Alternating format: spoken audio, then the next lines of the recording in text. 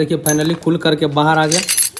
And clutch plate के पास देखिए engine oil नहीं पहुंच रहा था प्रॉपर अच्छा से, जिसके लेकर क्लच प्लेट ड्राई होकर के जल गया, यानी कि सूखा होकर के बाइक का क्लच प्लेट जल गया है। तो गाइस फिर से आप लोगों का स्वागत है एक नई वीडियो में। तो मेरे पास देखिए हीरो कंपनी का एक्सट्रीम 160 आ रहा है, यानी कि 160 आ रहा है। हीरो एक्सट्रीम BS6 FI वाली वेरिएंट बाइक है और ये बाइक में जो है प्रॉपर रेस नहीं ले रहा है, यानी कि बाइक जो है प्रॉपर पिकअप नहीं ले रहे हैं। तो अभी इस बाइक का हम टेस्ट ड्राइव लिए तो बाइक बिल्कुल रेस नहीं ले रहा है और बाइक का हमने यहाँ से क्लच वगैरह एडजस्ट कर दिया, फिर भी बाइक में पिकअप नहीं आ रहा है। तब इस बाइक का अभी हम फटाफट से चलिए क्लच असेंबल को रिप्लेस करेंगे। इसके लिए बाइक का क्लच कवर को ओपन करेगा, इसके लिए बाइक का क्लच कवर को ओपन करना पड़ेगा। चलिए फटाफट से हम बाइक का क्लच कवर को ओपन करते हैं और इसमें देखते हैं कौन सा बाइक का क्लच प्लेट फिट होगा। जेन्युइन मिल जाए तो अच्छा, नहीं तो दूसरे किसी बाइक का क्लच प्लेट फिट करना पड़ेगा।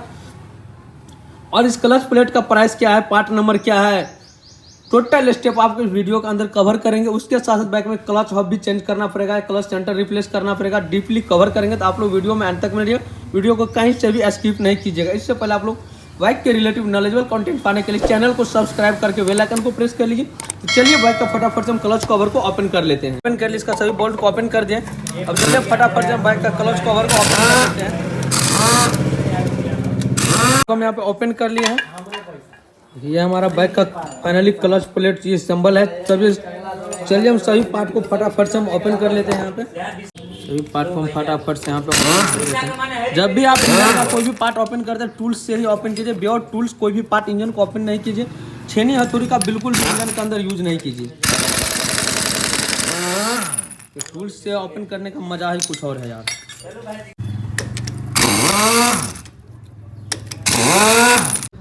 19 mm का गोटी रिंच लेकर के इस बोल्ट को ओपन करना है।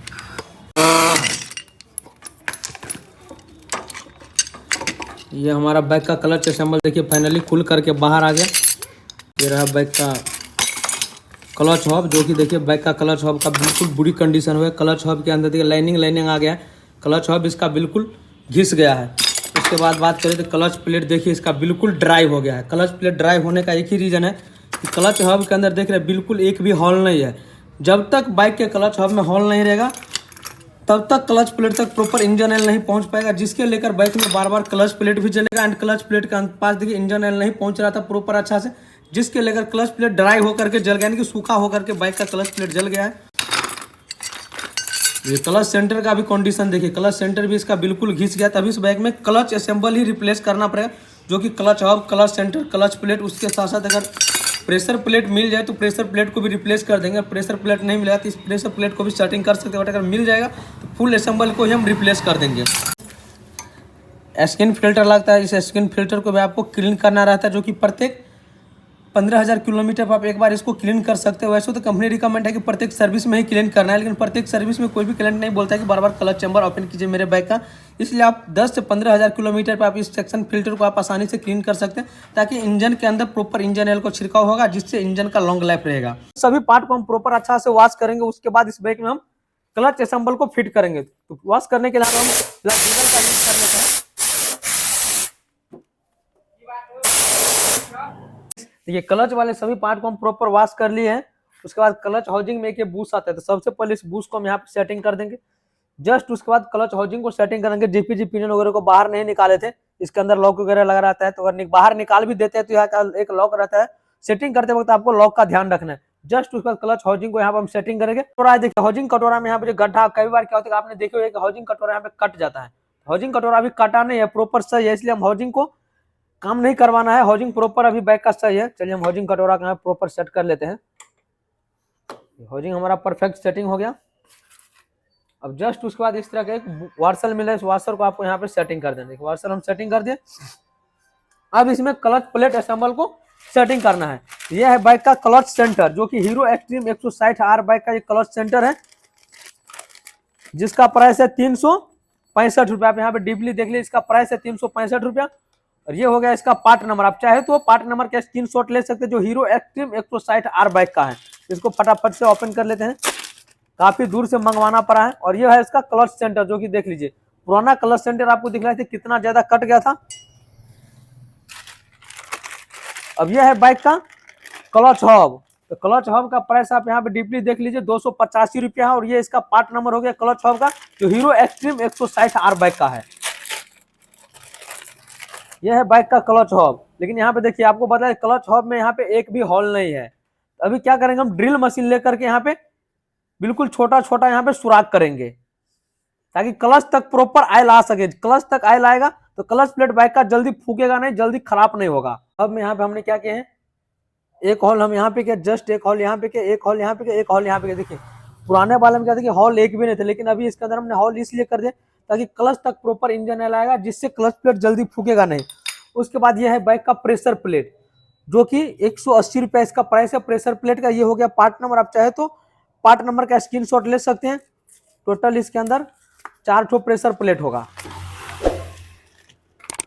बतलाया ना, टोटल इसके अंदर 4 प्रेशर प्लेट। देखिए 4 प्रेशर प्लेट है और 5 क्लच प्लेट इस एक्सट्रीम 160R बाइक में सेट होता है। और ये है बाइक का clutch plate, hero extreme 160R का ये क्लच प्लेट है, जिसका प्राइस है 1480 रुपये, 1480 रुपये जिसका प्राइस है। और ये इसका पार्ट नंबर हो गया। आप चाहे तो पार्ट नंबर का स्क्रीनशॉट ले सकते हैं। अब बात करें यहाँ पे क्लच प्लेट में मोस्ट बात यह है कि देखिए टोटल तो इसके अंदर 5 क्लच प्लेट आता है। ये तो आप लोगों को पता है कि टोटल 5 क्लच प्लेट आता है। अपाचे आरटीआर बाइक में भी 5 क्लच प्लेट आता है। उसके बाद बात करें तो ग्लैमर बाइक में 5 क्लच प्लेट आता है।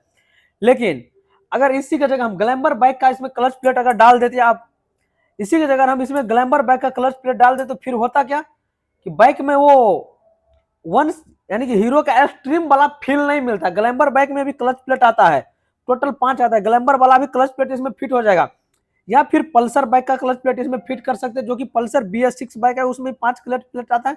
या फिर अपाची आरटीआर का भी डाल सकते हैं, कोई दिक्कत नहीं है। लेकिन ग्लैमर बाइक का अगर इसमें हम क्लच प्लेट डालते तो फिर वो प्रॉपर एक्सट्रीम वाला फील नहीं मिलता। क्लच का ये लेदर है ना, लेदर सभी बाइक का इस लेदर का जो क्वालिटी है वो अलग आता है, अलग पिकअप के लिए जनरेट होता है। जो एक्सट्रीम बाइक का क्लच प्लेट है उसको हम स्प्लेंडर में डाल देंगे तो कुछ अलग फील मिलेगा। अगर एक्सट्रीम के नाम से नहीं क्लच प्लेट मिला तो उस टाइम आप अपाची आरटीआर का डाल सकते हैं, या फिर पल्सर BS6 बाइक का क्लच प्लेट डाल सकते हैं, कोई दिक्कत नहीं। इसी की जगह हम ग्लैमर बाइक का क्लच प्लेट डालेंगे फिर मुझे जो है प्रॉपर एक्सट्रीम वाला फील नहीं मिलेगा। इसलिए आप कभी भी क्लच प्लेट डलवाते हैं तो जो बाइक है उसी बाइक का स्पेशल क्लच प्लेट डलवाइए, उसके बाद ही बाइक का नया जैसा पिकअप मिलेगा, नया वाला फील मिलेगा।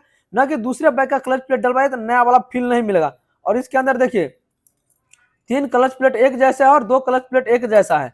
तो क्लच प्लेट आपको सेटिंग करने का तरीका ही बतलाएंगे, तो आप लोग वीडियो में अंत तक मिलेगा। सबसे पहले क्लच हब में हम क्या करेंगे, 2 क्लच प्लेट एक जैसा था, वो क्लच प्लेट नहीं डाल करके अभी हम देखिए 3 क्लच प्लेट यहाँ पे एक जैसा है, 2 क्लच प्लेट एक जैसा है। आप डीपली देख लीजिए, दोनों में डिफरेंट आपको शायद दिख रहा होगा। तो 3 क्लच प्लेट एक जैसा है, उसमें से एक क्लच प्लेट हम इसके अंदर डालेंगे और एक हम प्रेशर प्लेट डालेंगे। प्रेशर प्लेट को भी हम रिप्लेस कर दिए हैं। जस्ट उसके बाद दूसरे वाले में से एक क्लच प्लेट हम यहाँ पे डालेंगे, दूसरे वाले में से एक क्लच प्लेट यहाँ पे डाल दिए। अब एक प्रेशर प्लेट यहाँ पे डाल देना है। अब तीसरे वाले में से एक क्लच प्लेट यहाँ पे डालना है, एक प्रेशर प्लेट यहाँ पे डालना है। अब दूसरे वाले में से एक क्लच प्लेट यहाँ पे डाल देना है, उसके बाद एक प्रेशर प्लेट यहाँ पे डाल देना है। तीसरे वाले में से एक क्लच प्लेट यहाँ पे डाल देना है। देखिए टोटल इसके अंदर 5 क्लच प्लेट और 4 प्रेशर प्लेट सेटिंग हुआ। इसके अंदर देखिए पेंट क्या है, तो सभी क्लच प्लेट पे कहीं ना कहीं पेंट क्या होगा, सभी को एक सेंटर आपको कर लेना है। देखिए जो भी क्लच प्लेट पे पेंट किया है सभी पेंट को एक जगह आपको सेंटर करके उसके बाद ही आपको सेटिंग करना है। ये मार्क का आपको ध्यान रखना है। देखिए 3 क्लच प्लेट हमने इस तरह से डाला है, 1-2 क्लच प्लेट अलग अलग डाला, क्योंकि 2 क्लच प्लेट एक जैसा था, एक क्लच प्लेट अलग था। अब उसके बाद क्या करना है, इसके ऊपर क्लच सेंटर को फिट करना है। तो सेंटर को फिट करेंगे, यहाँ पे एक पंचिंग क्या है, जस्ट क्लच सेंटर पे भी एक पंचिंग है, दोनों को आपको सेंटर करके इसको सेटिंग कर देंगे। परफेक्ट सेटिंग कर ले। वाशर वगैरह हमने यहाँ पे डाल रखे थे। अब चलिए क्लच प्लेट को हम प्रॉपर सेटिंग कर लेते हैं। 4 क्लच प्लेट एक जगह और एक क्लच प्लेट अल्टरनेट है, तो एक क्लच प्लेट को आपको अल्टरनेट करके यहाँ पे सेटिंग करना है। देखिए परफेक्ट हमने सेटिंग कर लिया। इस वाशर को यहाँ पे डाल देना है। जस्ट उसके बाद इस नट को आपको यहाँ पे टाइट कर देना है। 19 mm वाले नट को आपको यहाँ पे टाइट कर देना है।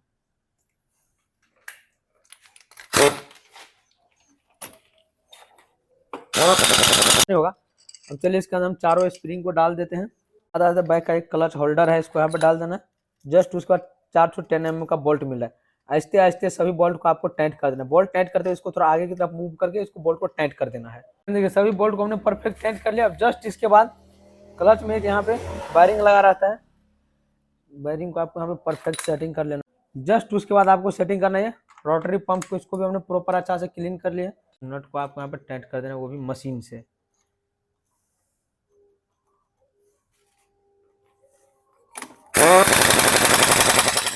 नट हमारा प्रॉपर फाइनली टाइट हो गया। उसके बाद इसके ऊपर वाले इस कैप को यहाँ पे टाइट कर देना। इसका गैसकिट वगैरह परफेक्ट सही है, इसलिए हम इसका गैसकिट को रिप्लेस नहीं किया है।